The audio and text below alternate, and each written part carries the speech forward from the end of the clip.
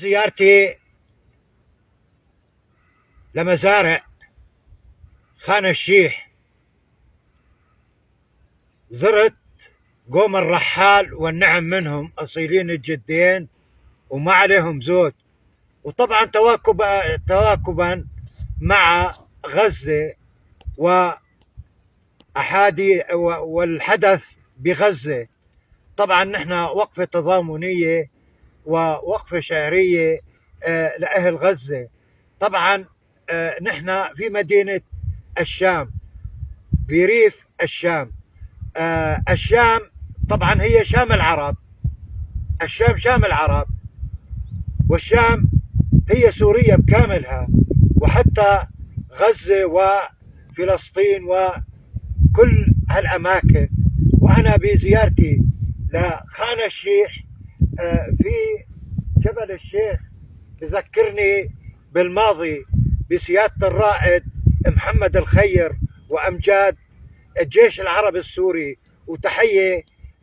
وتحية خلود لبطل تشرين، وتحية خلود لبطل تشرين. طبعا أقول الشام شام، الشام شام، ومثلها وين؟ كونها رب السماء بأحلى صورة طبيعية حورية، وما في مثلها بجنتين، بجنان الخلد والرياض العالية. يا رب السماء احميها من العين، عرينا الأسود الصامدة الأبدية. الشام شام، أصيلة الجدين، الطبح الوفا، حرة دمشقية وبردة. يا نهر الخير يا الزين، على ضفافك المقاهي السياحية تقول يا هلا بالضيوف المصطافين بنسمة شوق ربيع ربيعية. والغوطة يا مرفع المحبين، وقاسيون بنسمة هواه العليلية، وتمثال الحر لبطل حطين صلاح الدين اللي حطم الصليبية.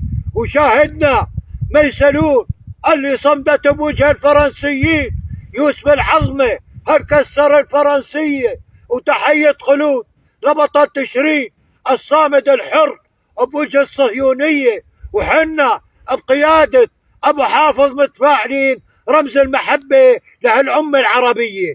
طبعا نحن هي الأراضي جيشنا العربي السوري دحر كل الغزاة الصهيونية وحرروها، والحمد لله. وإن شاء الله إن شاء الله تتحرر غزة وتتحرر كل شبر في الرجس الصهيوني. وتحية لسيادة الرئيس بشار حافظ الأسد، والنعم منكم يا آل الرحال، والنعم منكم.